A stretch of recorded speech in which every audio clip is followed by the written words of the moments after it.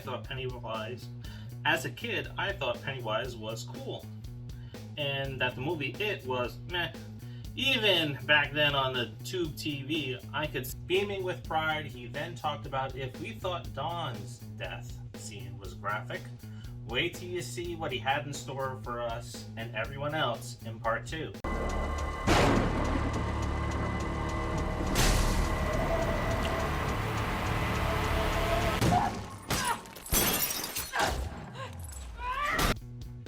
It's been 3 years since then, and the running joke in the Art the Clown Appreciation Society social media group for the last few years has been, when is the film getting released?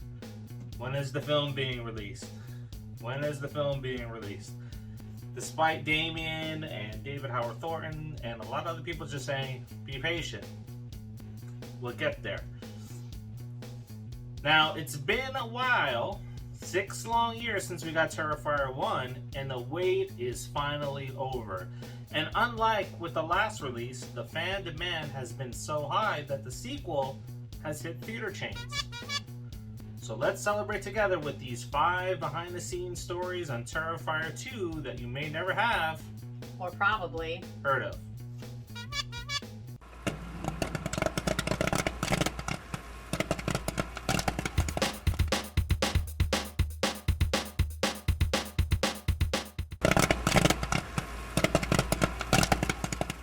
Number 5.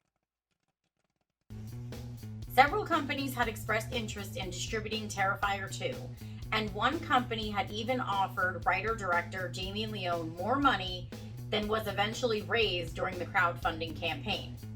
Damien turned this down, and with good reason. Not only did the company want the rights to Art the Clown and the Terrifier franchise, they wanted filming to be done over 20 days. Damien obviously declined, knowing that fans would help make the film happen, thus making Art the Clown the slasher of the people. Yeah, so what a way a franchise and a character probably would have been driven into the ground and made into probably crap. I think sometimes it's better to keep the big companies and all of their paws out of it. Oh, yeah. Yeah. Because I think a lot of them, they don't understand what these films are supposed to be, right? I mean, independent films, and especially an independent horror film, look at Wes Craven, people. Like, they know what films are supposed to be. Keep the big companies out of it and their meaty paws looking for all the money. Yep. And welcome back to another The Pop 5. And before we jump into the final 4 behind the scenes, don't forget to like, subscribe, and share. Remember, it is our quest for 5,000 subscribers, and every video that hits 100 likes and 100 comments, we'll be giving away free things, including the newly added to the lot Jaws poster from Regal Cinemas for their recent release. And then when we hit 5,000 subscribers, we will be giving away this box of Strawberries and Scream, signed by David Arquette and Matthew Lillard. So, don't forget, not only when you're watching this, to go ahead and hit that like button and drop a comment in there. Now, if you're watching it on the TV, all you gotta do is hit the arrow up, and that little thumb will show up, and then you can click on it. I just found it for myself 2 weeks ago, so I'm pretty proud of myself. Oh, you didn't tell me that you figured it out. Oh, I did. We thought you couldn't do it on a TV. Mm-hmm. All right, let's get back to that list. Number 4. Lauren Levera, who plays Sienna, has a martial arts background and insisted in doing all of her own stunts, despite Damien advising against it.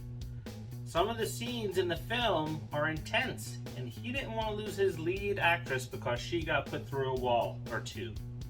Lauren eventually convinced him to allow her to do the stunts, and all but one of the stunts in the film that we see were done by her.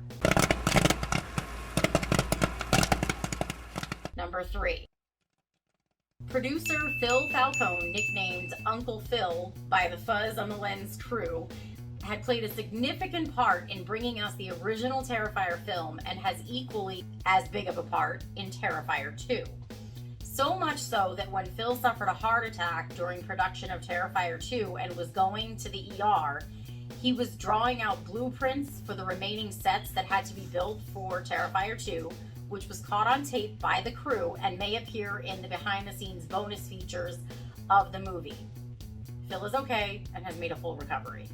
Gotta love that commitment. I think we've all kind of been there before, in a lot of pain, suffering, not going to the hospital to get things done or working from the ER. On a morphine trip. Yep. So, gotta love the commitment. Hang in there, buddy. All right.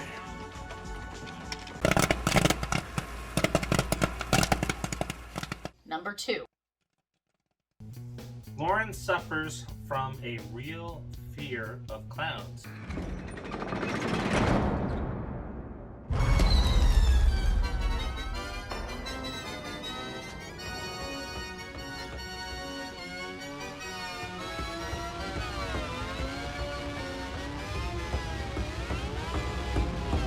And David Howard Thornton fully exploited this during filming.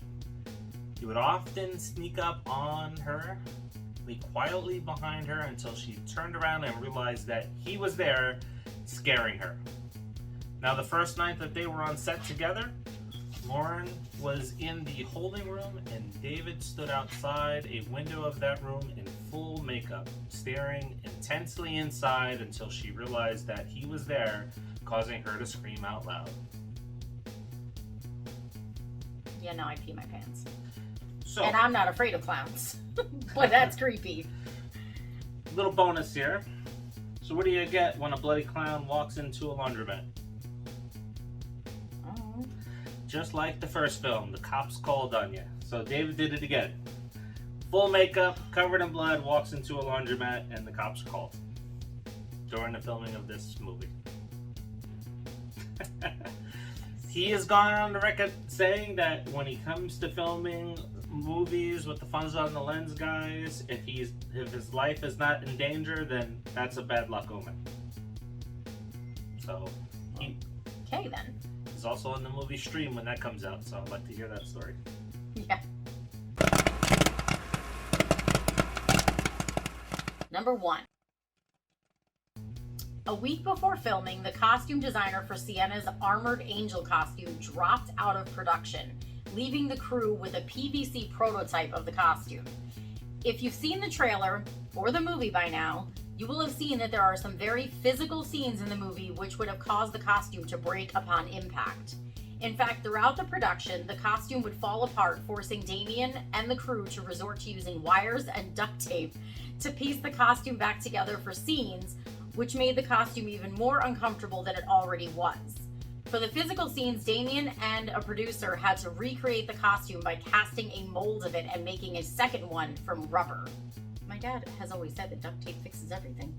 Yeah, but not one that, not... Okay, well, I didn't say it was going to be comfortable. Yeah. It just fixes everything. Yeah, apparently too, during filming, during some of the fight scenes, they would have some really good fight scenes, and then a piece would just fall off, and I'd be like, damn. Yeah, that Let's sucks. go do that again. Yeah, that sucks. Now, I don't know what the situation was with this guy or not, but wow, what a dick move. Yeah, like, why? A week before filming is going to start, and then you're just like, I'm out. The one thing I'll have to say is the costume looks just like the poster when it was just the concept, and it's pretty amazing. Mm-hmm. So there you have it, 5 behind-the-scenes stories from Terrifier 2. If you haven't seen it yet, you can catch it on Screambox. It may still be in the theaters. I know Regal's getting it. Maybe Cinemark will get it. Maybe Lowe's. We'll see. So enjoy the film. And don't forget to Like, subscribe, and share. And until the next episode of the Pop 5.